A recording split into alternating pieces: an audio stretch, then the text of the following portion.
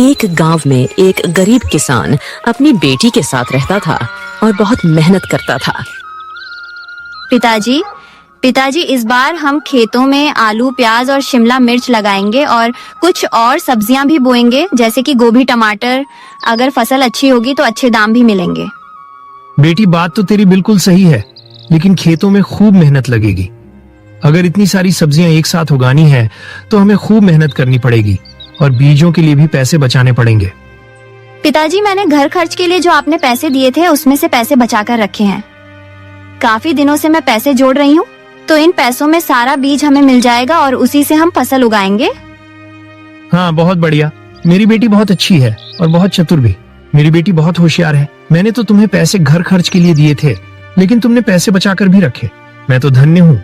जहाँ लोगों के बच्चे पैसे उड़ाते हैं, वहाँ मेरी बेटी पैसे बचाती है। बस पिताजी, बहुत हो गई मेरी पढ़ाई। अब तो हम योजना बनाते हैं कि क्या कुछ लेकर आना है। आपके साथ मैं भी बाजार तक चलूंगी और अच्छे बीज लेकर आएंगे और अपने खेतों में उगाएंगे। हाँ बेटी, तू भी साथ चलना और अपनी सूझबूझ बीज खरीदने में दिखाना। पिताजी, आप मेरी बात इतनी जल्दी कैसे मान गए? क्योंकि मुझे तुम्हारी समझदारी पर पूरा भरोसा है।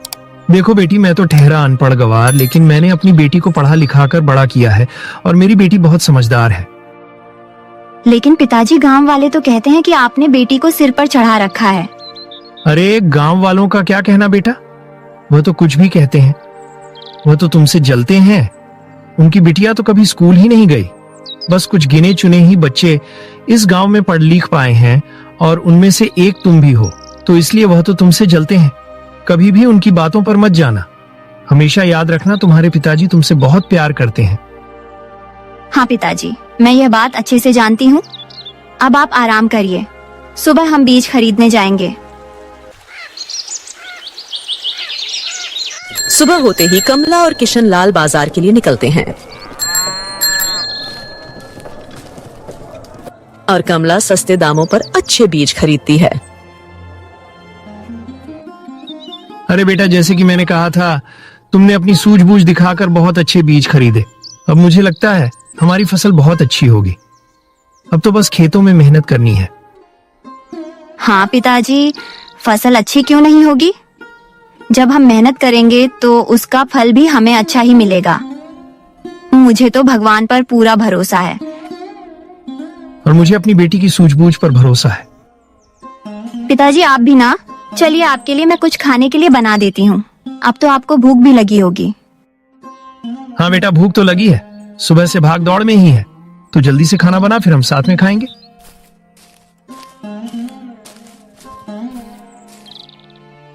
अरे रामलाल, अरे कहाँ हो भाई? सुबह भी तुम्हारे घर आया था तो तुम सुबह भी घर में नहीं थे। कहाँ रह रहे हो आजकल? कमला भी घर पे नहीं थी। अरे बिल्लू, मैं और कमला बाजार से बीज खरीदने गए थे। इस बार कमला ने योजना बनाई कि हम खूब सारी सब्जियां उगाएंगे। अच्छा, सब्जी उगाने का इरादा है। ये तो बहुत बढ़िया है। सब्जियां उगाओगे तो बहुत पैसे कमाओगे और मंडी में बेच दी तो फिर और दुगना दाम मिलेगा भाई। बढ़िया है कृष्ण लाल, तुम्हारी तो 5 उंगलियां घी में और सिर कढ़ाई में। ऊपर से तुमने इतनी काबिल बिटिया जो पाई है। अरे चाचा, आप मेरी तारीफों के पुल मत बांधो। आप तो ये पानी पीजिए और आराम से बैठिए। अरे बेटा कमला, मैं चलता हूँ। मैं तो बस ऐसे ही रास्ते से जा रहा था तो सोचा पूछ लूं कि सुबह से तेरा घर बंद पड़ा था। कहीं तबीयत खराब हो गई हो तो हालचाल पूछता चलूं। अरे नहीं नहीं बिल्लू, चिंता मत करो, सब ठीक है। अच्छा, तो फिर मैं चलता हूं। अरे ये किशन लाल और इसकी बेटी तो धनी बनने की पूरी तरकीब लगा रहे हैं। सारी सब्जियां उगा लेंगे तो हम क्या करेंगे? ये तो हमसे ज्यादा पैसे कमा लेंगे। ऐसा मैं नहीं होने दे सकता। मुझे जाकर चंपा से बात करनी होगी। अरे चंपा, सुनती हो? अरे एक बड़ी खबर लेकर आया हूं, सुनोगी तो तुम भी हैरान हो जाओगी। हमारे पड़ोसी किशन लाल और उसकी बेटी ने तो बड़ी तरकीब लगाई अमीर होने की। अच्छा, ऐसी क्या तरकीब है? बाप बेटी आज सारी सब्जियां उगाने वाले हैं और फिर उन सब्जियों को बेचकर अच्छी कीमत भी पाएंगे। सारे बीज भी ले आए हैं। तो हम एक काम करते हैं ना, हम भी बीज लेकर आते हैं और उनसे पहले ही सब्जियां उगा देते हैं। हमारी सब्जियां उनसे पहले उग जाएगी तो हम उनसे पहले अमीर भी बन जाएंगे और फिर उनसे सब्जियां खरीदेगा ही कौन? क्योंकि हम तो अपनी सब्जियां पहले ही बेच चुके होंगे। वाह चंपा, तुम्हारे दिमाग का तो जवाब ही नहीं। मेरे पिताजी ने मुझे खूब सिखाया है कि घर कैसे चलाना है। तो जल्दी जल्दी चलो, अभी बाजार चलते हैं, बीज लेकर आते हैं और उनसे पहले खेत जोत देते हैं। चंपा और बिल्लू शहर से बीज ले आते हैं और किशनलाल से पहले खेतों में फसल बो देते हैं।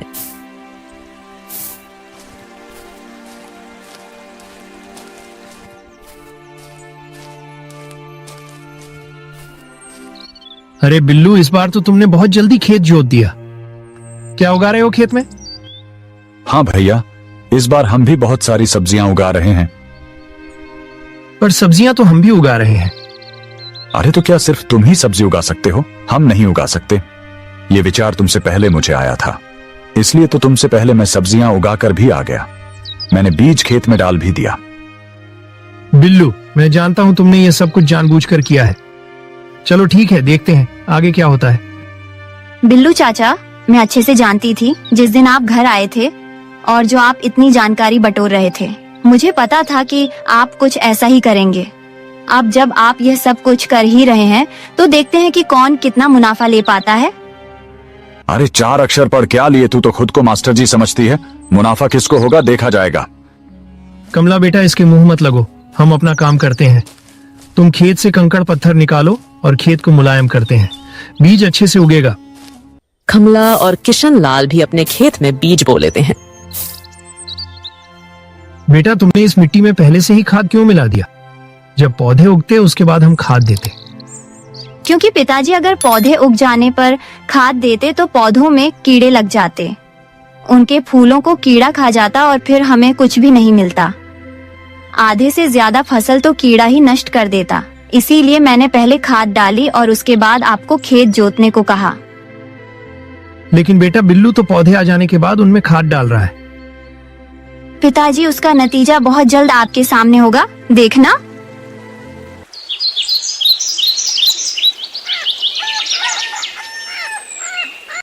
अब मैं पौधे में खाद डालूंगा और अच्छी फसल पाऊंगा। इस किशनलाल से तो पहले ही मेरे पौधे काफी बड़े हो गए हैं। अब मैं बहुत जल्द इन सब्जियों में फल भी लगेगा। जल्दी ही आलू भी तैयार हो जाएगा और प्याज भी। उसके बाद सारी सब्जियां मैं मंडी में बेचूंगा और इस किशनलाल से पहले अमीर बन जाऊंगा। ये खुद को समझता क्या है? सिर्फ इसकी ही खेती करनी आती है क्या?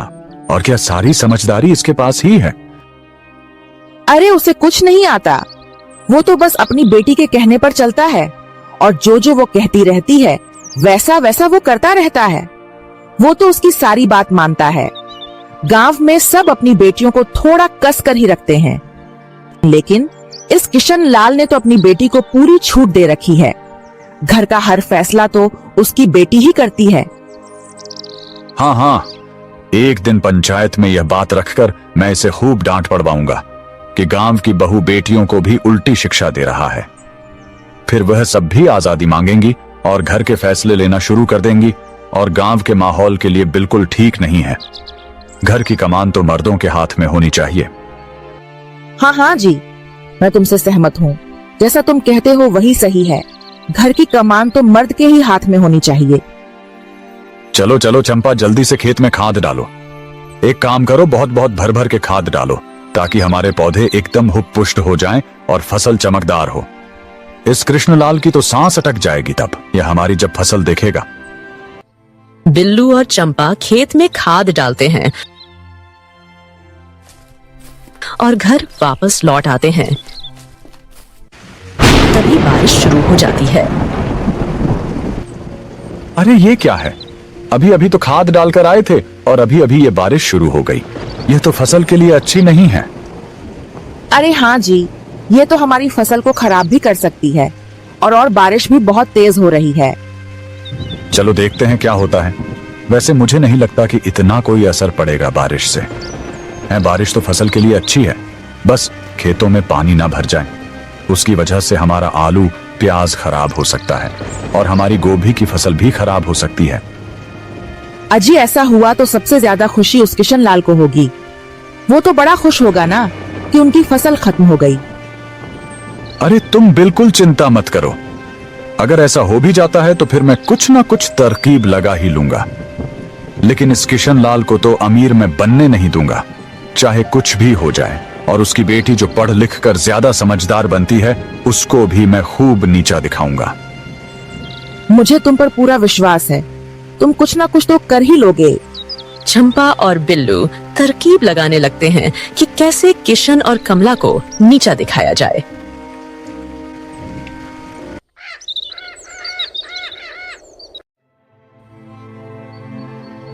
अरे बेटी देखो, बारिश अच्छी हो गई है, अब खेतों में पानी देने की जरूरत नहीं। और मैंने इतनी पक्की मेड़ बनाई है कि खेतों में पानी रुक जाए, और अच्छे से खेतों में नालियां बनाकर आया हूं जिससे सारा पानी बाहर निकल जाए। वैसे तुमने मुझसे कहा था, मैंने वैसा ही किया। इससे खेत में पानी नहीं भरेगा और हमारी फसल सड़ेगी भी नहीं। हाँ पिताजी, मुझे लगा ही था अगर बारिश हो जाती है तो फसल को नुकसान हो सकता है, इसीलिए मैंने आपसे खेतों में नलियां बनाने के लिए कहा था, ताकि कितनी भी बारिश हो खेतों में पानी ना अटक जाए। इसलिए तो कहता हूँ मेरी बेटी बहुत समझदार है। तुमने जैसा जैसा कहा मैंने वैसा वैसा ही किया। अब बस इंतजार है फसल लगने का और उसको मंडी तक पहुंचाने का। अच्छे दाम मिले तो दिल को सुकून मिलेगा। हाँ पिताजी, सब अच्छे से हो जाएगा। ये लीजिए, आपके लिए खीर बनाई है। अरे वाह बेटी, तो खाना भी बहुत स्वादिष्ट बनाती है मेरी बेटी। तुम्हारी माँ आज होती तो तुम्हें देखकर बहुत खुश होती। उसकी लड़की कितनी होनहार है।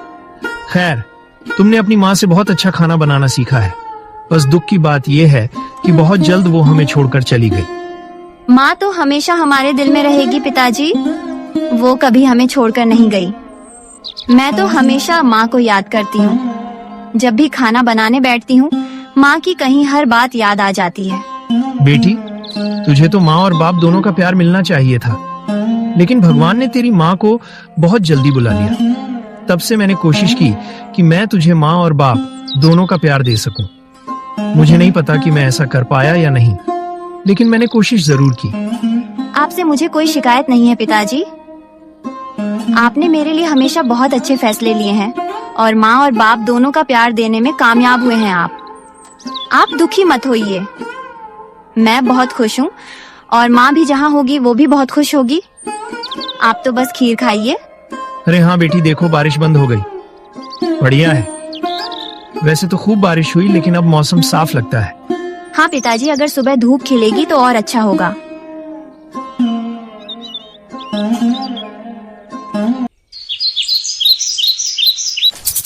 सुबह होते ही किशन लाल और कमला अपने खेतों में चले जाते हैं और वहां पर काम करना शुरू कर देते हैं।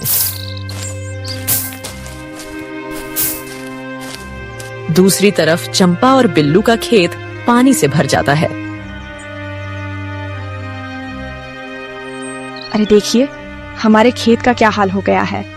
पौधे तो कहीं नजर ही नहीं आ रहे, सब बर्बाद हो गया। अब जब पौधे ही खराब हो गए हैं तो इनमें सब्जियां कैसे लगेंगी। आप देखिए उनकी हालत कैसी है। चंपा, मैं तो लुट गया, बर्बाद हो गया। अब मैं क्या करूं? मुझे कुछ समझ में नहीं आ रहा। मैंने तो इन बीजों पर इतने सारे पैसे लगाए, लेकिन अब तो वो सारे पैसे पानी में डूब गए। तुमने इतनी ऊंची मेड़ क्यों बनाई जिसकी वजह से पानी खेत में ही रुक गया। तुम किशन लाल का खेत देखो, उनके खेतों में कैसे नालियां बनी हैं। उनके खेत में जरा भी पानी नहीं रुका है। और देखो उनके पौधे, उनकी फसल कैसे लहलहा रहे हैं। अच्छा, तो तुम अब मेरा मुकाबला कृष्ण लाल से करोगी? अब मैं तुम्हें उसका किया काम ज्यादा अच्छा लग रहा है। तुम्हें क्या लगता है कि तुम्हारे पति के पास दिमाग नहीं है? नहीं नहीं, मैं तो बस तुम्हें दिखाने की कोशिश कर रही थी कि अगर हम भी ऐसा कर लेते तो फिर हमारी फसल को भी कोई नुकसान नहीं होता। आज इस किशन लाल और इसकी बेटी की वजह से मेरी बीवी मुझ पर सवाल उठा रही है और मेरी अक्लमंदी पर भी सवाल उठा रही है। इसको तो मैं छोड़ूंगा नहीं। इसकी फसल तैयार होने दो, उसके बाद इसे दिखाऊंगा। देखता हूँ यह अपनी फसल कैसे बचाता है, और तुझे तो मैं बताता हूँ। तू घर चल। नहीं नहीं जी, तुम गुस्सा मत करो। तुम ऐसे गुस्सा मत करो। मुझे माफ कर दो। मैं दोबारा तुम पर सवाल नहीं उठाऊंगी। तुम्हें जैसा ठीक लगे तुम वैसा करना। मुझे तो बस ऐसा लगा कि नालियां बनाने से वह पानी निकल जाता, मैंने इसीलिए कह दिया। लेकिन तुम ज्यादा अक्लमंद हो जी मुझसे ज्यादा। उन दोनों में तो जरा भी बुद्धि नहीं। तू मेरा मजाक बना रही है? तुम्हें तो मैं चमड़े के जूते से मारूंगा। अरे मुझे माफ कर दीजिए ना। आज ही जाता हूँ, पंचों और सरपंचों को बताता हूँ कि किशन लाल कैसे अपनी बेटी के कहे से चलता है और अपनी बेटी को कितनी आजादी देता है। इसकी वजह से गांव में और बेटियां भी बिगड़ेंगी। इस गांव में एक भी पढ़ी लिखी लड़की नहीं है, बस कुछ लड़के हैं जो स्कूल गए हैं, लेकिन फिर भी इसने अपनी बेटी को स्कूल भेजा। गांव की इकलौती पढ़ी लिखी बस इसी की बेटी है और इसलिए उसके ख्याल कुछ ज्यादा ही आजाद हैं, जो हमारी बहू बेटियों के लिए ठीक नहीं है। मैं सरपंच के पास जाकर यह बात जरूर करूंगा और इसके लिए पंचायत बुलाने की भी मांग करूंगा। मैं अभी जाता हूं।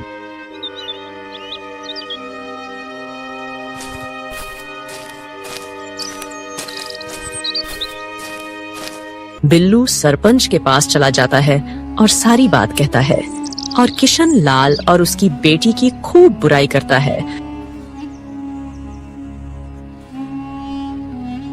और सरपंच किशन लाल और कमला की खूब बेइज्जती करता है।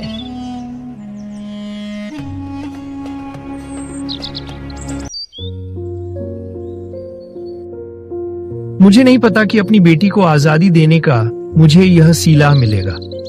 पूरा गांव मेरे खिलाफ हो गया। मैंने तो बस अपनी बेटी का पालन पोषण अच्छे से करने की कोशिश की थी, सबसे हटके, लेकिन उसका मुझे यह सिला मिला। पूरे गांव वाले मुझे खरी खोटी सुना रहे हैं। पिताजी, आपने देखा नहीं क्या? ये सब कुछ बिल्लू चाचा का किया धरा है। उन्होंने ही सरपंच के कान भरे हैं। आपको ये बात समझनी चाहिए। अब तू मुझे मत समझा। अब वैसा ही होगा जैसा पंचायत चाहती है। बस बहुत हो गया। जैसा जैसा तू कहती गई वैसा वैसा मैं करता गया, लेकिन अब मैं बिल्कुल ऐसा नहीं करूंगा। अब वही होगा जो मैं कहूंगा। तुम वैसे ही रहोगी जैसे मैं रहने के लिए कहूंगा।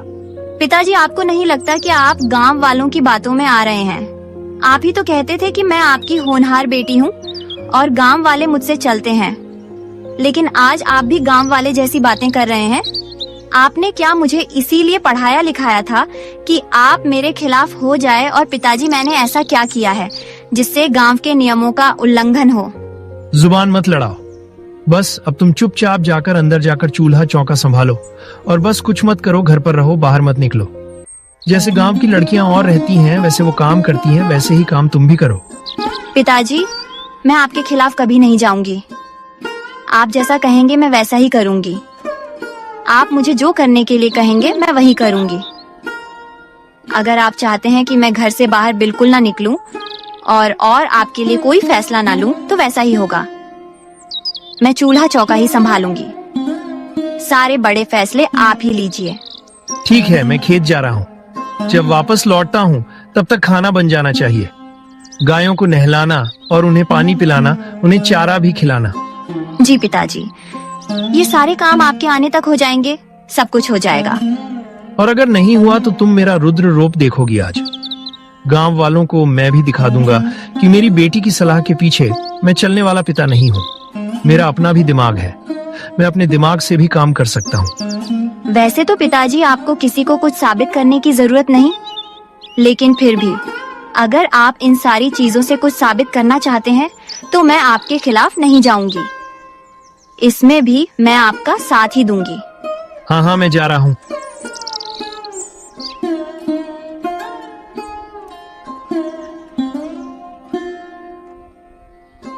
अगर आज मेरी माँ जिंदा होती तो शायद मेरे पिताजी को सही रास्ता दिखाती। शायद वह उन्हें समझा पाती कि गांव वाले मिलकर उन्हें रास्ता भटका रहे हैं। बिल्लू अपनी जलन के कारण मुझ में और पिताजी में दरार पैदा कर रहा है ताकि हमारी एकता टूटे और वो हमें बर्बाद कर सके, और पिताजी वैसा ही कर रहे हैं।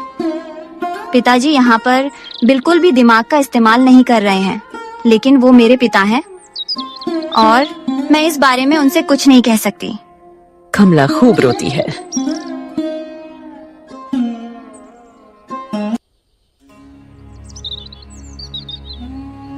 देखा चंपा, किस तरीके से मैंने सारी पंचायत के सामने कमला और किशन की सारी इज्जत उतार दी और सारी हेकड़ी भी, और 4 जूते खाकर तुझे भी अक्ल आ गई होगी। तेरा पति कितना अक्लमंद है। मुझे तो पहले भी कोई शक नहीं था। तुम्हारा और किशन लाल का कोई मुकाबला ही नहीं है। आज पूरा गांव उस पर थू थू कर रहा है। उस पर इल्जाम है कि वो गांव की और बहू बेटियों को भी बिगाड़ने की साजिश रच रहा है। अब तो मैं चैन की सांस ले लूं, और मैं तो उसको बर्बाद होते देखना चाहता हूं। मैं नहीं। उस दिन खेत में उसकी बेटी कैसे जुबान चला रही थी मेरे सामने, उसकी इतनी हिम्मत। अब देखो कैसे कृष्णलाल अपनी बेटी को खूंटे से बांधता है। अब तुम देखना। मैं तो देख चुकी हूँ। पंचायत से आने के बाद उनके घर में महाभारत शुरू हो गई है। उसने अपनी बेटी को खूब फटकारा है। मैं तो गली में खड़ी होकर सुन भी रही थी। उसने तो साफ तौर पर कह दिया है कि अब उसकी बेटी घर से बाहर कहीं नहीं निकलेगी और सारे घर के फैसले वही लेगा। उसने तो यह भी कहा है कि उसका दिया हुआ काम अगर उसकी बेटी ने पूरा नहीं किया तो फिर वह उसका रौद्र रूप भी देखेगा। इसका मतलब अगर वो काम नहीं कर पाई तो आज तो उसकी खैर नहीं। वैसे बातें तो बहुत बहुत बड़ी बड़ी करती हो। ये सब कुछ सुनकर मैं बहुत खुश हूं।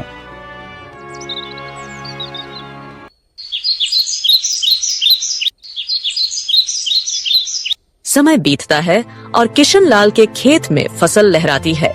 सब्जियों को तोड़ने का वक्त आता है और किशनलाल काफी खुश होता है। अब तो सब्जियां तोड़ूंगा, आलू भी निकालूंगा और प्याज भी, और बाजार में अच्छे दामों पर बेच दूंगा। अच्छा हुआ कि फसल अच्छी हो गई और इस बार मौसम का भी कोई कहर नहीं बरसा। भगवान जो करता है अच्छे के लिए करता है। अरे किशनलाल, अपने आप से ही बातें कर रहे हो। कभी हमसे भी बात कर लो। बड़े नाराज घूमते हो। अरे नहीं बिल्लू भाई, गांव वालों से कैसी नाराजगी। मैं तो बस यही सोच रहा था कि अब फसल तोड़ूंगा, इसके बाद इसे बेचने निकल जाऊंगा। फसल काफी अच्छी है, दाम भी अच्छा होगा। हाँ हाँ भाई, बढ़िया है।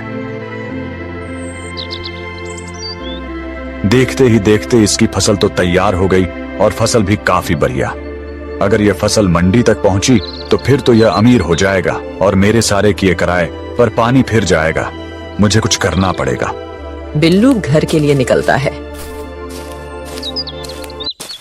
अरे चंपा, अरे जल्दी से कुछ और औजार लेकर आओ। हमें कुछ ना कुछ करना होगा। कृष्णलाल को मंडी तक पहुंचने से रोकना है। आप क्या करने वाले हो जी? यहाँ से मंडी तक पहुंचने का एक ही रास्ता है और वह पुल से टूटता है। अगर उस पुल को गिरा दिया जाए तो कृष्णलाल कभी मंडी तक नहीं पहुंच पाएगा और उसकी फसल खेतों में ही सड़ जाएगी। वह तैयारी कर रहा था फसल मंडी में बेचने के लिए। तो फिर जल्दी करते हैं, जल्दी चलते हैं और उस पुल को तोड़ देते हैं। चलो चलो। अरे गजब हो गया, गजब हो गया। अब मैं क्या करूंगा? अब मैं कहाँ जाऊंगा? क्या हुआ पिताजी? ऐसा क्या हो गया? अरे जो पुल मंडी वाले रास्ते में था वो टूट गया।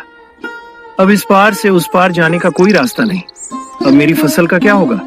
मैं तो फसल तोड़ चुका हूँ, वो भी बहुत सारी की सारी। अब मैं क्या करूँ? आप चिंता ना करें, सब कुछ मैं करूंगी। लेकिन तुम क्या करोगे? आप फिक्र मत करो, मैं कुछ ना कुछ कर लूंगी। बस मुझे इजाजत दो। ठीक है, तुम्हें जो करना है वो तुम करो। कमला लकड़हारे और लोहार के पास जाती है और एक ठेला बनवाती है। इसके बाद वो सारी सब्जियां ठेले पर रखती है और गांव गांव उन्हें बेचने जाती है।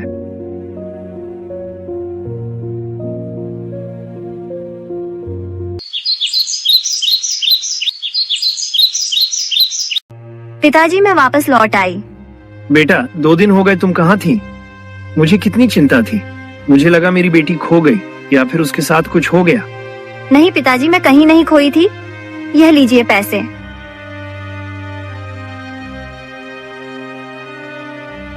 कितने सारे पैसे? तुम तो झोला भर के पैसे ले आई हो। ये सब तुमने कैसे किया? इतनी सारी सब्जी का क्या हुआ? पिताजी मैंने सबसे पहले एक ठेला बनवाया, उसके बाद सारी सब्जियां उस ठेले पर लाद कर मैं अपने गांव से लगते गांव में बेचने के लिए निकल गई।